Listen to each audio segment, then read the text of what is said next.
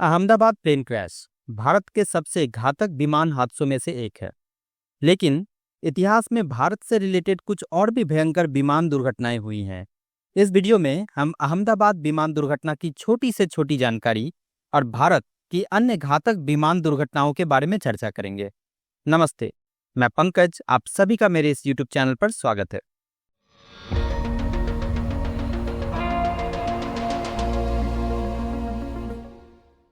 अहमदाबाद दुर्घटना में शामिल विमान एयर इंडिया फ्लाइट A1-171 था, एक बोइंग 787-8 ड्रीमलाइनर। यह फ्लाइट गुजरात राज्य के अहमदाबाद स्थित सरदार वल्लभ भाई पटेल इंटरनेशनल हवाई अड्डे से लंदन गैटविक के लिए रवाना हुई थी। यह हादसा 12 जून 2025 को हुआ। लगभग दोपहर 1:38 पर फ्लाइट ने उड़ान भरी। लगभग 30 सेकंड बाद दुर्घटना हो गया। यह बोइंग 787 ड्रीमलाइनर से जुड़ी पहली घातक दुर्घटना थी।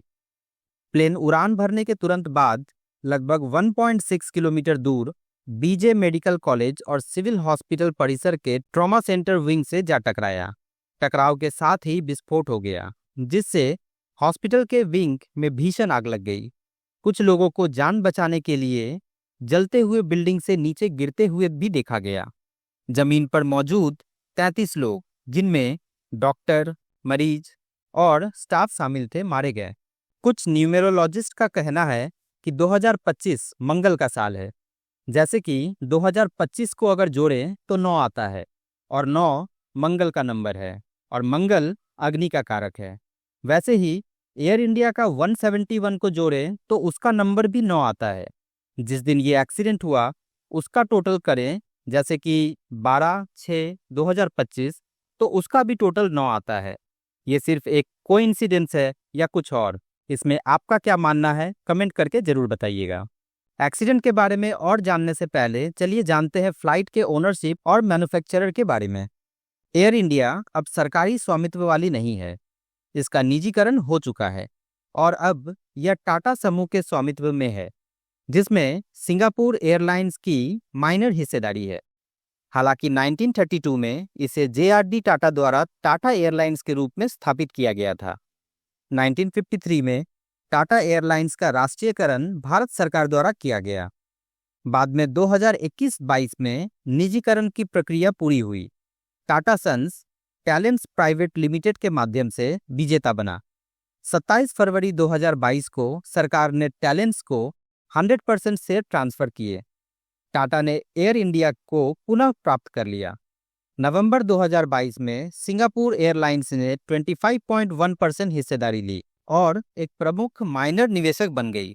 टाटा समूह की 74.9% और सिंगापुर एयरलाइंस की 25.1% हिस्सेदारी है। चलिए अब जानते हैं बोइंग के निर्माण कंपनी और इसकी सीटिंग कैपेसिटी के बारे में। बोइंग 787 ड्रीमलाइनर का निर्माण बोइंग कमर्शियल एयरप्लेन द्वारा किया जाता है, जो कि एक बोइंग कंपनी का ही डिवीजन है, जिसका हेडक्वार्टर संयुक्त राज्य अमेरिका में है। उत्पादन 2007 में शुरू हुआ। पहली उड़ान 15 दिसंबर 2009 को हुई। 787-8 वेरिएंट अक्टूबर 2011 में सेवा में आया। अभी भी कंपनी द्वारा इसका उत्पादन किया जा रहा है। 2025 की शुरुआत में कंपनी प्रति माह 5 विमान डिलीवर कर रही थी। हालांकि कंपनी का लक्ष्य 2025 के अंत तक प्रति माह 7 और 2026 में प्रति माह 10 विमान डिलीवर करने का है।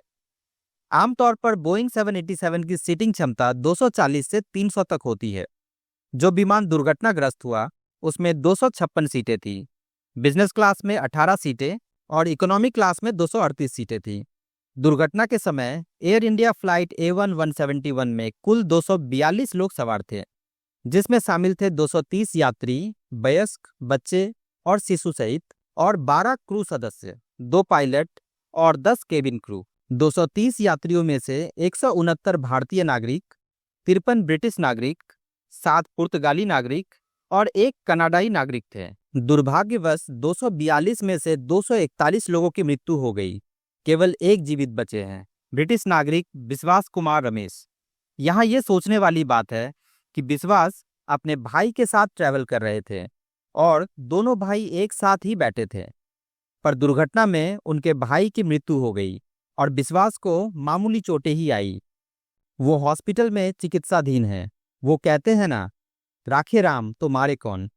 अभी तक इस दुर्घटना में टोटल 274 लोगों की मृत्यु की पुष्टि की गई है, जिसमें से 241 यात्री और क्रू सदस्य थे और 33 अहमदाबाद के बीजे मेडिकल कॉलेज में जमीन पर मौजूद व्यक्ति थे।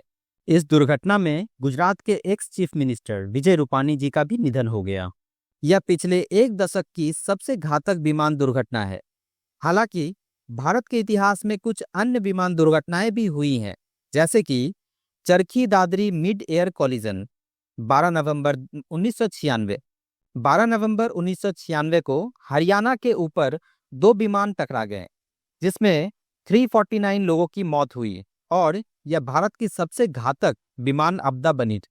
एयर इंडिया फ्लाइट 182 कनिष्क बम कांड 23 जून 1985 को बोइंग 747 में एक बम विस्फोट हुआ और वह अटलांटिक महासागर में गिर गया, जिसमें 329 लोग मारे गए, जो भारत से जुड़ा अब तक का सबसे घातक विमान आतंकवादी हमला बना।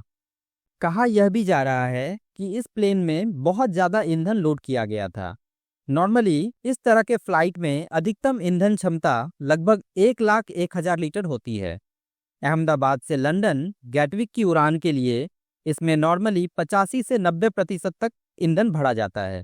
लंबी दूरी की उड़ानों के प्रोफाइल और एयर इंडिया के सामान्य ईंधन भरने की प्रक्रिया के अनुसार लगभग 85,000 लीटर तक नॉर्मली इस प्लेन में भरा गया था। दुर्घटना के कुछ कारण हो सकते हैं, पर एग्जैक्ट रीजंस के लिए जांच का पूरी होने तक का इंतजार करना जरूरी है। भारत सरकार और राज्य सरकार जितना हो सके लोगों का मदद कर रही है। इस दुर्घटना के जांच में देशी और विदेशी एजेंसियां लगी हुई हैं। भारत की एजेंसियां जैसे कि aircraft accident investigation bureau, directorate general of civil aviation, UK की aircraft accident investigation bureau, US की नेशनल ट्रांसपोर्टेशन सेफ्टी बोर्ड और FAA, साथ ही बोइंग और GE एरोस्पेस। फाइनल कंक्लूजन के लिए इन्वेस्टिगेशन कंप्लीट होने तक का इंतजार करना चाहिए। इन्वेस्टिगेशन कंप्लीट होने के बाद ही एग्जैक्ट रीजंस पता चलेंगे कि इस एक्सीडेंट के पीछे क्या कारण थे। तो फिलहाल इस वीडियो को यहीं पे एंड करते हैं। अगर आप मेरे चैनल पे नए हैं तो प्लीज़ चैनल को सब्सक्राइब करें, वीडियो को लाइक और शेयर करें। आपसे अगले वीडियो में मिलेंगे, तब तक के लिए नमस्कार, जय हिंद।